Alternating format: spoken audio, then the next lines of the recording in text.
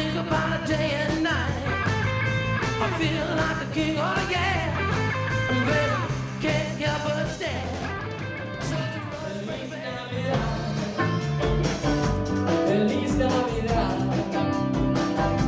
Feliz Navidad, prospero año y felicidad. Feliz Navidad. Ladies and gentlemen, guys and dolls, cats and chicks, this is Viva ENT. I'm Johnny The Capo. I'm your host on our special Christmas show today. I'm here with my co-host, Mr. Devin, the editing guy. And the greatest producer in all of Seattle, Mr. Hey, everybody, it's Eric. C.C. Ryder. All right. He's got his own thing. How come we don't have a song? Eric's got the song. You got two songs here with your opening theme. Oh, yeah, that's right. And then, of course, we played a little bit of Feliz Navidad. Yeah. Johnny the Capo and the Bad Boys performing that live in the Viva ENT studios. That's correct. Yes, Yeah. yes. We recorded that about a week and a half ago, and man, it's probably one of the best ones we've done, audio wise and sound wise and lighting wise. It was good. And it's only going to get better. I was happy. Yeah, it is only going to get better. So, and of course, it is Christmas Eve, it's so Christmas. I do want to say a Merry Christmas, Happy Holidays, Happy Hanukkah. We just recently wrapped up Hanukkah, I believe. And so I like to say, myself personally, I like to say Happy Holidays because Hanukkah, Christmas, there's so whatever. many great holidays this time of year, so we don't want to leave anybody out. No. So happy holidays. No. Yeah, happy holidays, everyone. Merry Christmas, Feliz Navidad, Happy Holidays. So we hit all the spectrums there.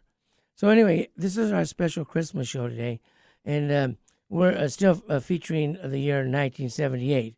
Before I go any further, though, I want to mention our group, Viva ENT Talk Radio, rock, pop, and soul, baby. It's getting bigger by the day. We got It posts is. happening all the time, every Yes. hour of the day. Yeah, it's a really fun group. We're 840 members strong, and we're heading to 1,000.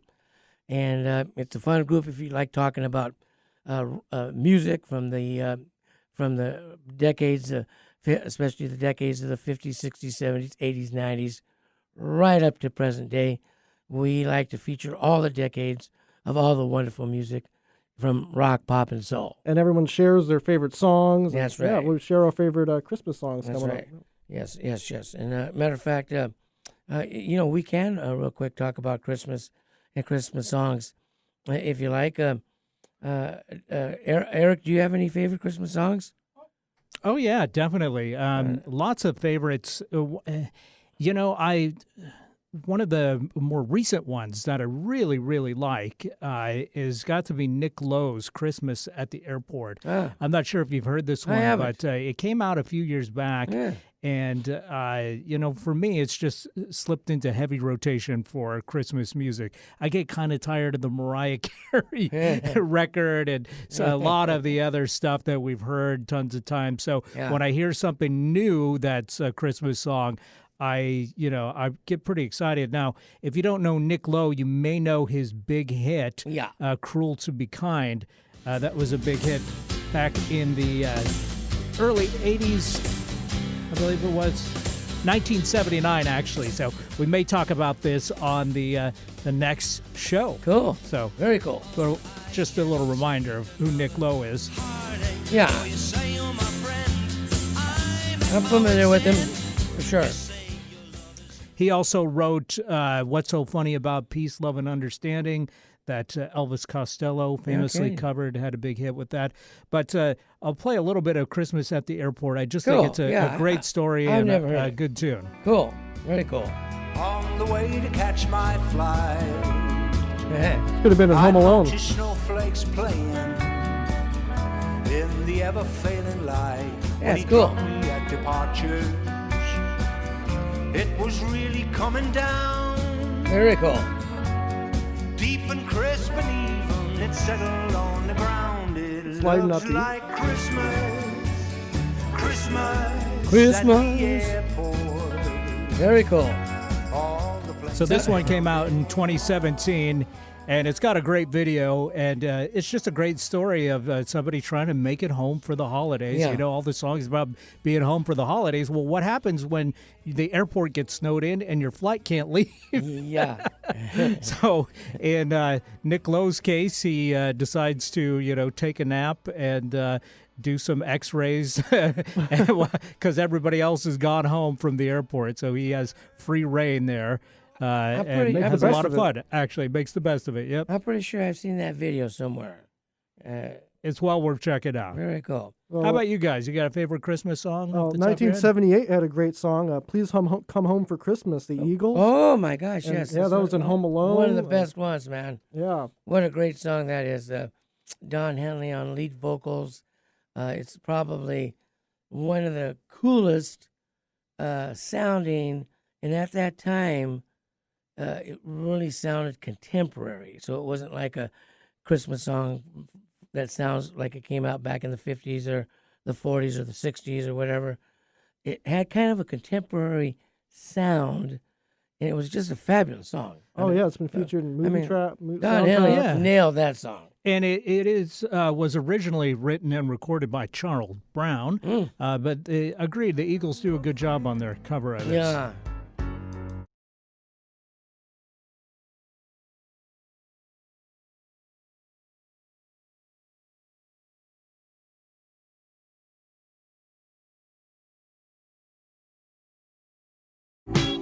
And, of course, Bon Jovi did a version of it in 1994 as well. Really?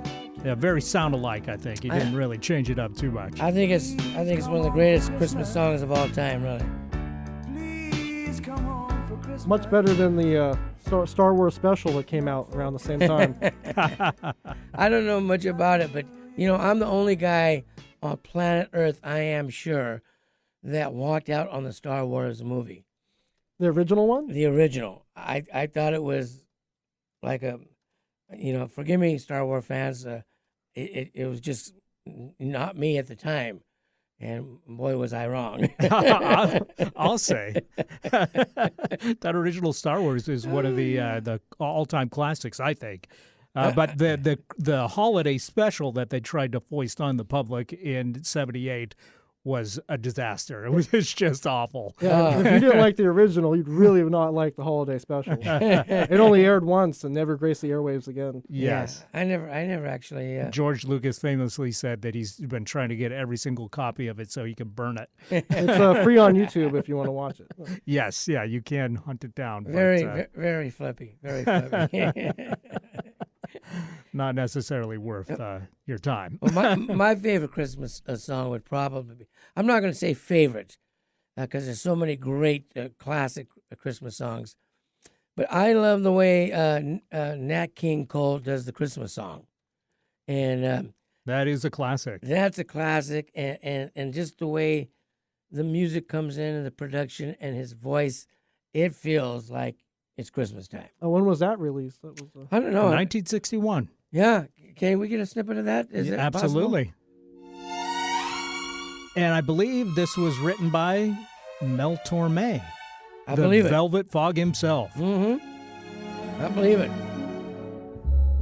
Chestnuts roasting on an open fire.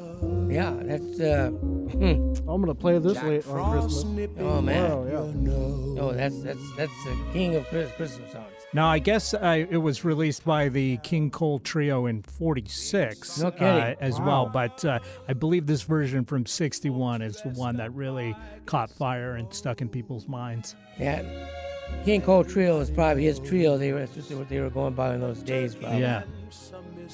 Little did they know 20 years later. Help to make the season bright. Yeah, just beautiful. Nat King Cole has one of those voices Yeah. that goes really well with Christmas music. It's just so smooth Yeah. and soothing, kind of like Bing Crosby, you know. Kind of like Dean Martin, Bing Crosby. Yeah. type thing. And not that their voices sound similar, but just Yeah, that it's right. got a smoothness and kind of a soothingness that you kind of associate with that warm Christmas feeling. I think. I think it's like the texture of his voice is like, Yeah. something. Yeah, he Just grew up in rich. Chicago. He was the son of a Baptist minister. Son of a preacher man. Yeah, born in 1919. That's Okay, Yeah. well, he's a great artist. like And 100 of course- years ago now. Mhm. 101 years ago. Yeah, and of course, I love Elvis, so I gotta probably say, he's got Santa Bring My Baby Back to Me. He's got what was that one that Lieber and Stroller wrote? Santa Claus is Back in Town. Can you get that real quick? Santa Claus is Back in Town. This is a great. You may have never heard this, Devin, but this is like the coolest record. This was released in 1957. Okay, even cooler than Frosty the Blues Man. Probably. I don't think I know that one. Yeah. But Yeah. let's hear a little bit. Santa Yeah, Claus is back in Yeah, town. Lieber Stroller song. It's bad. I mean, it's good. Well, it's Christmas time, pretty baby, and the snow is falling on the ground. Well, it's Christmas time, pretty baby, Yeah, it's pretty cool. Very and the cool. snow is falling down. Well, you be a real good little girl. So that's How long do you think it took the Jordanaires to learn their part on this? Probably not long. Christmas. But it works. It works for sure. Yeah, we're lucky to have Ray Walker from the Jordanaires on our show about a few years ago. Remember that show, Eric? Oh, wow. Absolutely. Yeah. Yeah, that was fantastic. The And of course, bass singer from the Jordanaires. yeah, and of course Mike Stoller. Mike who Stoller's been co-wrote on that our song. He's show. been on the show a few times now. And DJ Fontana. That's right. Elvis's Scotty original. Moore has been on the show. DJ Fontana. Yeah. Great. I think that Elvis Christmas album, at least that first one, I think is pretty cool. Yeah, his first album. He made two, and of course the first one was superior. But they both did well. But the first album did killer. So anyway, those That's are wild. our Christmas highlights. Any more thought on Christmas for you, Dev? Well, Grandma got ran over by a reindeer yeah. is an all-time. Do not play at my house. Do not play. Do not play that one. No. Oh, you had enough of it. Yeah. Yeah, I don't think we need to pull that one No, out. but What's Run that, Rudolph buddy? Run by Chuck Berry. That's great. That's That a is good- good. Beach Boys did a good job on that too. That's right. Yeah. So Beach Boys had a unique way to take a lot of Chuck Berry's guitar licks and and they did some of his songs really, really good. Like Surfing USA was a Chuck Berry song. Mhm. He wrote it, and the Beach Boys with their harmony on their Christmas albums are really something too. So anyway, It's another Home Alone soundtrack. Well, yeah. the Beach Boys did that great Beach Boys Christmas album, and they did a version of Little Deuce Coupe as Little Saint Nick. yeah, Which yeah, a little bit lazy, if I do say so myself. But I was hearing the amongst the Christmas music, the Muzak version of that in the Yeah. grocery store the other day, and I'm thinking, why did they slip in Little Deuce Coupe with all this Christmas music? And then I realized that Little Saint Nick was one of the Beach Boys' big Christmas songs back in the '60s. And you know what? I didn't know it until you just said it now, and it definitely is the same song. No It is question about it. absolutely the same No- song. note for They note. just changed the lyrics. But when it's an instrumental version, you just think Little Deuce Coupe rather than Little Saint Nick, I think. Exactly, no question about it. And I remember growing up with records of like the Chipmunks Christmas and Yes, that was a big one for sure when I was a kid too. audio records that tell like a little story on the record for Oh, audio cool. tapes. Really cool. Yeah. Back in those days, Christmas, when I was a kid, it was, really a magical time, especially when between the time that you're 4 years old to about probably 8 years old. It's It's a magical a time. magical time, especially for kids. Definitely. Now, Speaking of magical times, 1978 was pretty magical. absolutely. But before we jump to that, I just a quick question for you, Johnny. Do you remember when the John Lennon Christmas song "War Is Over" came out, and conversely, the Paul McCartney Christmas song "Simply Having a Wonderful Christmas Time"? Yeah, the year was probably 1971-ish. You can check that out, 71, 72. I definitely remember the John Lennon Christmas song. I thought it was a cool song for the time. Of course, Lennon is always. Yeah, you're Not- right. 1971. Yeah, see that? Right after the Beatles. Yeah. I'm a rock and roll historian. even Jerry Osborne proclaimed me a rock and roll historian. But where was I? What was I saying? 71, Yeah. the difference between Paul McCartney's Oh, version. Lennon's music was always a little more edgier, and of course McCartney's song was one of those radio friendly. Wonderful Christmas Yeah, time. radio friendly as can be. And of course, Lennon is talking about the war, and Right. they both. So that's what the example I'm trying to get at. And they were actually War, baby. 8 years apart. John Lennon's Happy Christmas, War Is Over came out in 71, and then Paul McCartney's Wonderful Christmas Time was 1979. Cool. Wow. And, I think some people really, really dislike Wonderful Christmas Time. I It's kind an of like it earworm, myself. though. I like it myself. I could see where it might shake up some people that are used to different type of. Yeah, I like it. What's not to like about it? You know what I like about it is the thing that I think most people probably really dislike is the cheesy synthesizers Me on too. it. I like it because it stands out so much from all the other Christmas music that's Yeah. out there The happy because of the weird synthesizer. You just don't hear that sound on the radio, but when Christmas rolls around, you do hear it. Yeah, Kind of bouncy, cheery. bouncing like my little ball here. See that? And now, again, I don't want to hear it every hour for 30 days or whatever. But, if I hear it once per Christmas season, I'm all right with that. Yeah. I experienced that when working at Radio Shack. They play that every hour. See, that's the problem. Anybody that works in retail Yeah. it grows to hate Christmas music because they'll hear like the same 10 songs every hour, every day Yeah. for the whole Christmas season, and they really start to want to kill people. Understandable. Well, next on our, should we talk about 78 now? Or? Sure, let's talk Yeah, about let's do 78. it. What the heck? Jumping in with Hot Blooded by Foreigner. One of the best rock songs of all time. The vocals on that is excellent. The music is excellent. It's a hit from the moment you hear it. It's just jam up, man. Great guitar leg. Guy's voice is solid.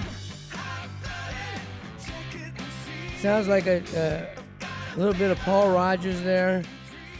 That vocalist. Great vocalist. Yeah. Not the song of 2020, though.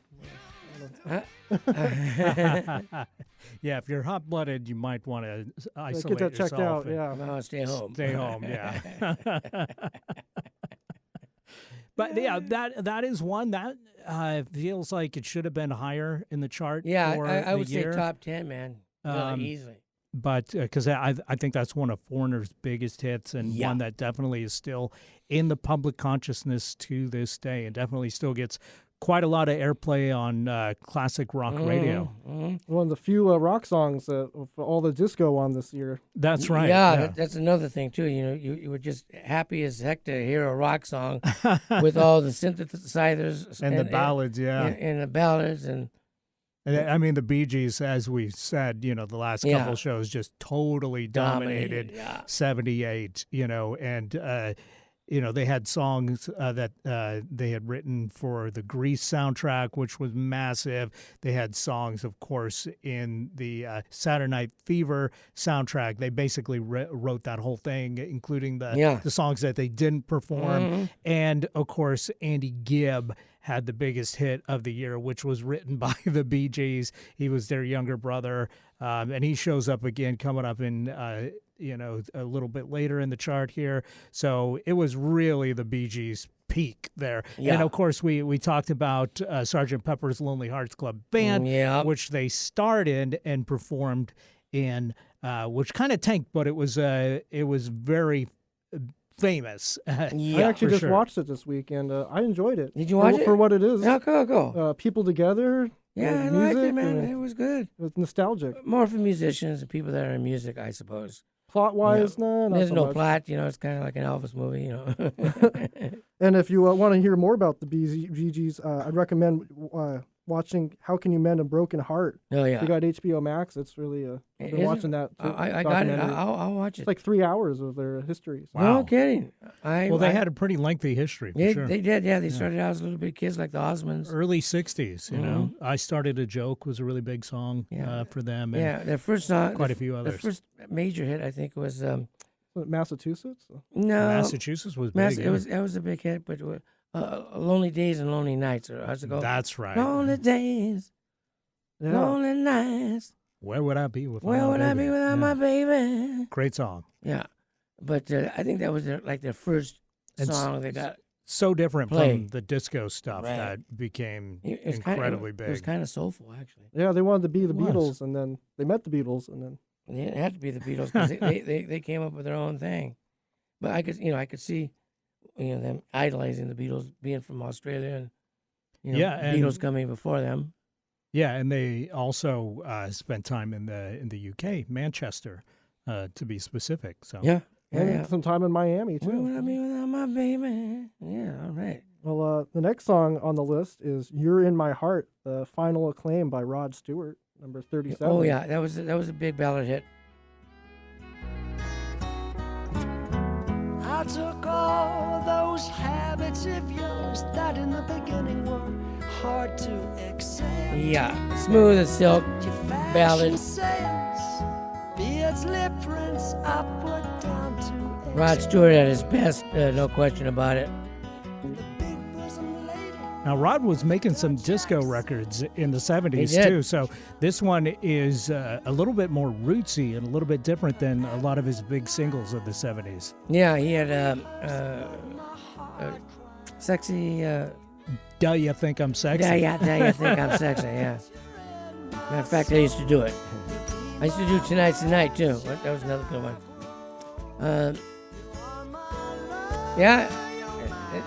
What can you say? It's great. It's got all the ingredients to be a hit record. His voice is really crisp, and Rod Stewart at his best, I think. I liked it. What say you, Devin? I enjoy Rod Stewart. Yeah, I like him. I've seen him in concert. He's a great entertainer. That's awesome. Yeah, really good. I've never seen him. But... Yeah. I'm a fan for sure. Well, the next song is "The Closer I Get to You," Roberta Flack and Danny Hathaway. Mm-hmm. Donny Hathaway. Donny Hathaway. They were a team, and they had several hits. And and of course, Roberta Flack had a big solo hit with "Killing Me Softly," and another big one with "Feel Like Making Love." Where Is the Love? The First Time I Ever Saw Your Face. The Closer I Get to You, of course, what we're talking about right now was a big hit, but she had a lot of success on her own, too. Yeah. Yeah, huge. The more you make me see, by giving me all you got. Slow disco? It's more of a ballad. It's more of an R&B type thing, more than disco for sure. Definitely a love song. And speaking of Christmas, and speaking of Donny Hathaway, of course, one of his big songs was his version of "This Christmas." Oh yeah. Cool. Wow. Yeah, that first time ever I saw your face, Roberta Flack, was the #1 song of 1972, and it's a masterpiece. And of course, I got to throw this in. Guess who had it? Oh, guess who did, in fact, record that song before Roberta Flack? I have no idea. The Carpenter? Go? You're not going to believe this. Elvis recorded that song No way. before Roberta Flack in 1971. Wow. It released it as a single. It bombed, and it was a horrible version of the song compared to what Roberta Flack does. They just put the wrong feel into it, and they didn't. They almost made it like a march, you know. And I had to throw that in since I am a rock and roll historian. Okay. There you go. I'm gonna have to hunt down Elvis's version of the first you time I gotta ever play saw it. you. Yeah. Play it. But I guess it First time. it was written by Ewan McCall for Peggy Seeger, and it was a folk song that was written in '57. That seems like a strange thing for Elvis to choose to do to begin with, but also seems strange for Roberta Flack to do it. But of course, I'm sure they put their own stamp on it. Well, Roberta made it the #1 song of 1972. Yeah, as you said. So she definitely. Yeah. Let's hear a little bit of Elvis's version. I haven't heard this before. Me neither. The first time ever I saw your face, I thought the sun rose in your eyes, and the moon and stars were the gifts you gave to the dark and the empty skies, my love. Quite different, huh? Absolutely, yeah. Yeah, I'm not sure that it really suits Elvis all that well. I think he approached it in too high of a key. You know, if he was slowed it down like Roberta Flack's presentation, he might have did better. But I think the tempo they did with it and too high of a He register. had so many other hits. Oh yeah, Absolutely, yeah. oh yeah. But anyway, I just wanted to mention that because I am a rock and roll historian. There So you what's go. next there? So speaking of good rock and roll, Dust in the Wind by Kansas, number 39. I played it. And that's got maybe the same tempo as Roberta When I Flack's saw version your of the first time I face. ever saw your face. So it kind of makes a nice I segue. saw your face. Oh, this is her version. That's Yeah. Roberta Flack. Yeah, it's magical. Her yeah. And this I played this. I sang it too. Not very well, but I'll learn the arpeggio on this one. yeah. I close my eyes. Only Soft rock, classic rock standard for sure. Yeah. The lead singer to Kansas sounded a lot like Mark Farner from Grand Funk. I'm sure that he listened to Mark or something. They were listening to the same guy when they first started singing because voices are very similar. Big hit. Smash hit. Timeless. Yeah. Absolutely. just a drop of 2020 is almost Dust in the Wind. Yeah, yeah. Tell me about it. I'm getting tired of laying around. No, I don't lay around that much, but Well, hopefully, like the Who, 21 will be a good year. yeah, 1921. yeah. So, what about some of the other than the charts? What about other highlights that happened that year? Yeah. So yeah, there's some highlights. Like on August 28th, the album "Are We Not Men?" "We Are Devo" was released on vinyl. If you're a fan of Devo, Oh, yeah, okay, I am for sure. yeah. and there's 67,000 funk fans assembled at the Soldier Field in Chicago, Illinois, to to attend the first annual Funk Festival. Wow. And then the last day of the year, December 31st, the Winterland Ballroom venue in San Francisco closes with New Year's Eve performance by the Grateful Dead, New Riders of the Purple Sage, Cool. and the Blues Brothers. Wow. Yeah. The original Blues Brothers? Yeah. Very cool. So that's before the movie even came out. Yeah. A couple of years later. Wow. Well, since you mentioned Devo's album question, Are We Not Men? Answer, We Are Devo, which did come out in 1978. We should play a little bit of the big hit song from that album. And I say big hit, I don't mean that it made the top 100, but it did get significant radio and video play. And it was their I'll say destruction or de-evolution of the Rolling Stones song, I Can't Get No Satisfaction. When I'm riding in my car, an old man comes on the radio. He's telling me more and more about some useless information supposed to fire my imagination. I can't get no. Hey. Pretty tough to. Very different version from the Rolling Stones, but they definitely made it their own. And a great video, of course. My opinion, Satisfaction is like in the top 5 rock songs of all time. It's just such a great song. Love it. I got to see the Rolling Stones last year. I know. You worked the concert, right? No, I didn't work that one, but you went as I went as an attendee. Oh, no, attendee. Cool. Very great. Few times you get to go as an attendee. I seen him at the Tacoma Dome, I think about close to, 20... Let's see, I'm thinking 2001, 2002. Yeah, they were here in 04 at the Key Arena, too.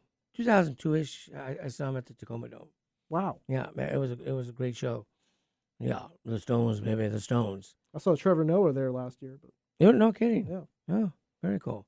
And so where are we now? So we're at number 40, Magnet and Steel, Walter Egan. Yeah, number 40, Yeah, Magnet smooth, and Steel. I honestly don't remember this at all, but a lot of airplay. You'll like it if you hear it. Let's hear a little more. When you hear it.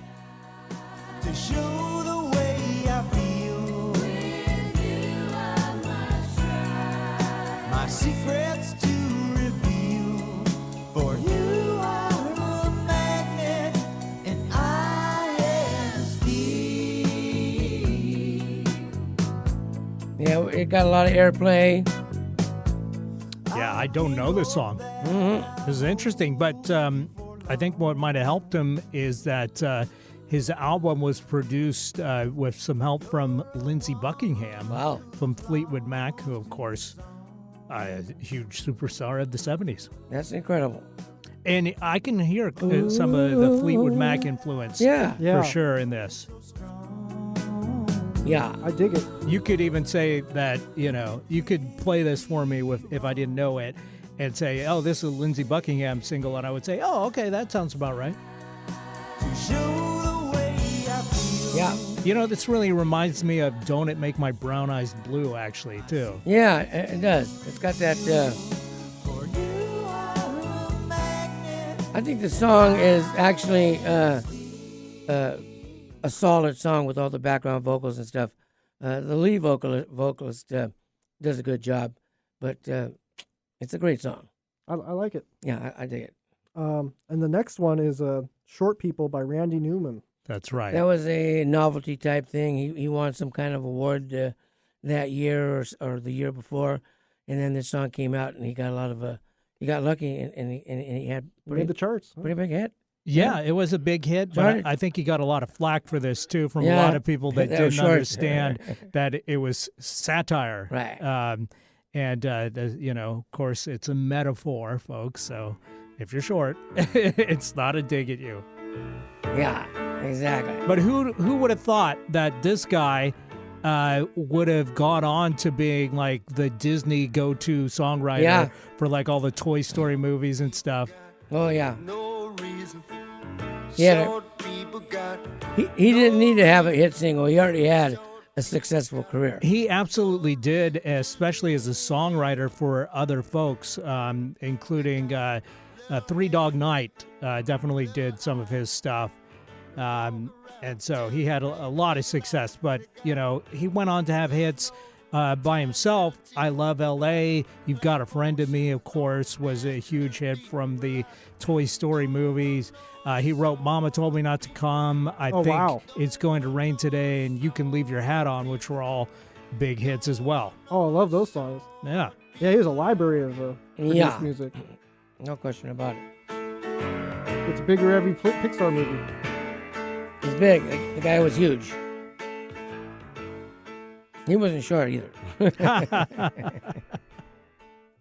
Yeah, that makes me wonder, how tall is Randy Newman? I never thought of I'm that. going to guess 5'9", 5'10".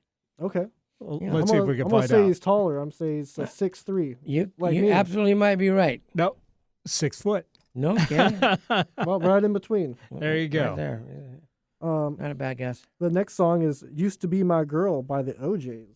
Yeah. This Yeah, is a R&B, classic R&B. R&B soul. Rock, Great pop, and song. soul, baby. That's Yeah. what we do.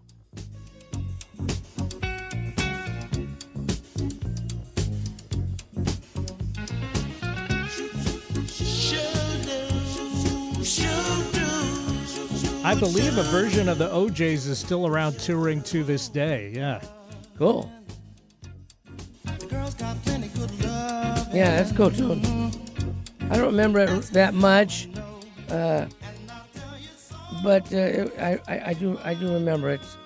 Of course, they had, great hits like Yes. Backstabbers in Oh, yeah. 72.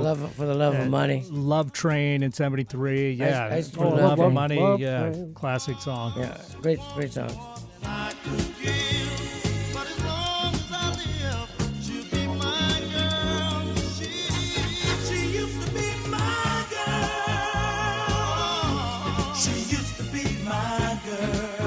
This was their last really big hit, but, they definitely had... Yeah, they had a good run. a The good run for Backstabbers sure. was a big song for them too. Absolutely, yeah. Yeah, they had a good run. Those guys. They Put did. Your Hands Together was big also. I Love Music. Living for the I love Weekend. music. Yeah. Love Train, of course, Oh, as yeah. I mentioned. No, I like them all. They did great. They had a great career. Speaking of love songs, the next song is "Our Love" by Natalie Cole. Ooh. Right. We played some Nat King Cole a little earlier in the program, talking about the Christmas song. And Natalie Cole, of course, his daughter, and famously did a posthumous duet with her father. with Unforgettable, yeah. Shining brightly beside me. And if we keep Kind of like Dina this Martin. She does love, Christmas songs as well. we will last through all eternity. And we really hit the love block in the charts here. We got Natalie Cole, Our Love at 43, then Love Will Find a Way from Pablo Cruz, followed by Andy Gibb at 45 with An Everlasting Love. Yeah. And then 46, Love is in the Air by John Paul Young. It really... Just a Love year. love block, Love if and you will. time. That's right. A big love chunk there.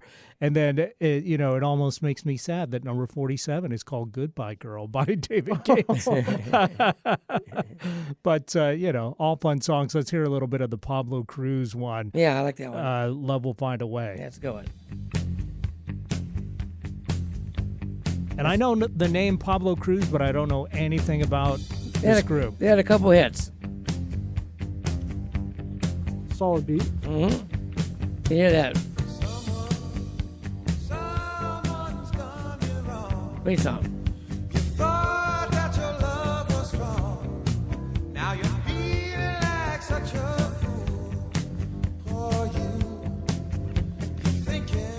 Well, why don't we take a quick break? Let's do it. And then we'll come back with more of the top hits in 1978. You listen to Viva ENT, ladies and gentlemen. Thank you so much. Stay tuned, baby.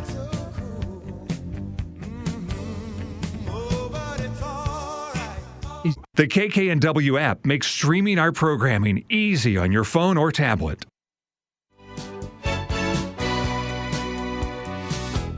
I've been here all your life, watching your crying game.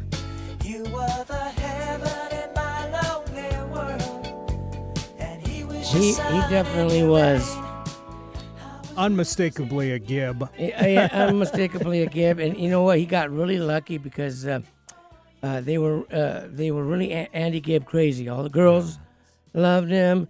The DJs were playing the music, and he had the help of his brothers to make those great records. And so he was definitely in the groove. And then something was going on with his personal life, and he started, going south. But he was the youngest brother. So yeah, but he was really hot, as far as being popular and famous and the whole 9 yards, So and his music was pretty cool. Yeah, I mean, it was mostly written by the Bee Gees, so, it was going to be big, especially in 1978. There was just something that they had that was the zeitgeist of the year, for sure. It felt like Love Was in the Air. Love Was in the Air. Or Love Is in the Air by John Paul Young. That's right. I remember that, and too. if you're just joining us, of course, this is Viva ENT. We're talking about the top songs of 1978. That's correct. And John Paul Young, Love Is in the Air from 1946 was a big hit. Yeah. Or from 1978, I should say, but number 46. Don't know if I'm being foolish. Don't know if I'm being wise. But it's something that I must believe in. And it's there when I look in your Different beat, eyes. that's for sure. Yeah, you know what's Rose in the air. Almost sounds like the Love Boat or something, Yeah. No, I believe that this was used as a theme song for somebody, but maybe a different version. Yeah. But you know what's interesting about this song? This was written and produced by George Young, who was big brother to, can you guess? No. Angus and Malcolm Young of AC/DC. No way. I would have never guessed, yeah. Cool.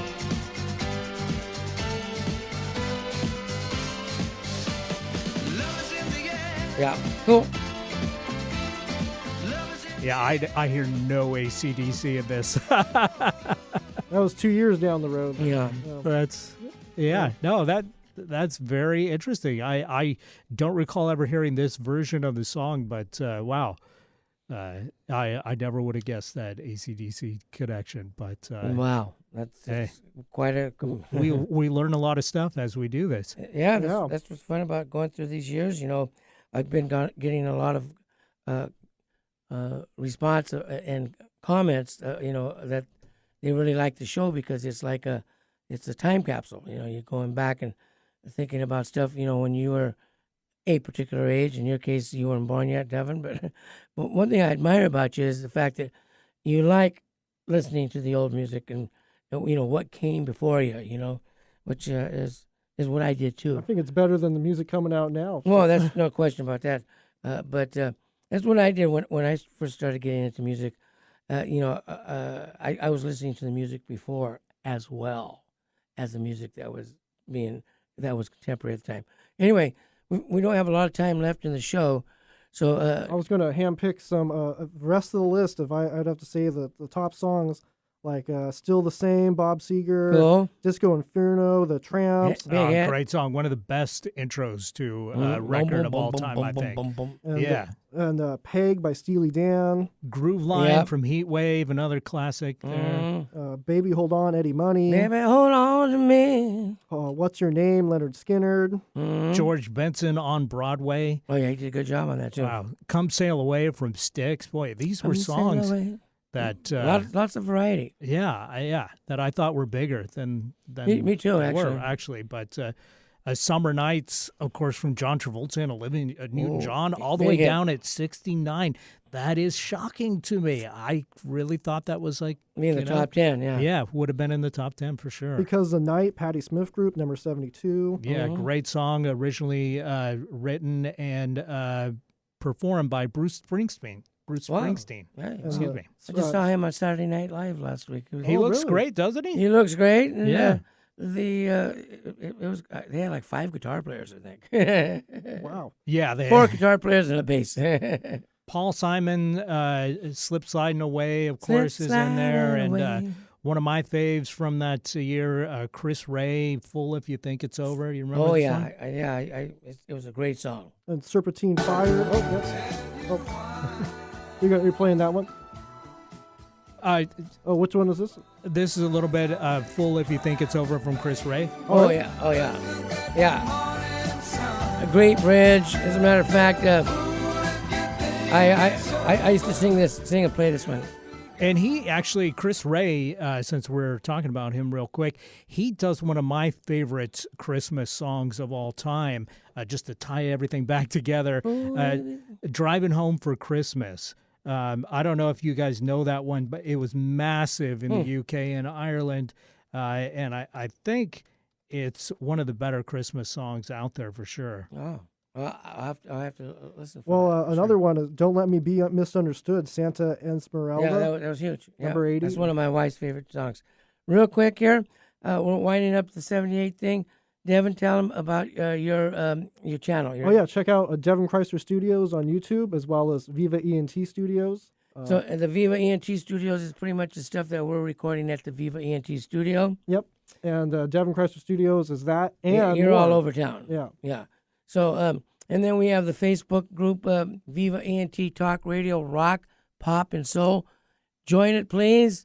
We like to have you. We want to get to 1,000. We got 840 members, and this is our Christmas show. Yeah. So we gotta say, happy ho. Happy holidays, everyone. Hey, and since I mentioned Chris Ray and "Driving Home for Christmas," I think it would be apt to go out on that one. Love to hear it. It's Christmas Eve. You still got time to drive home for Christmas, I guess. But play it safe. At least he's not in the airport. That's right.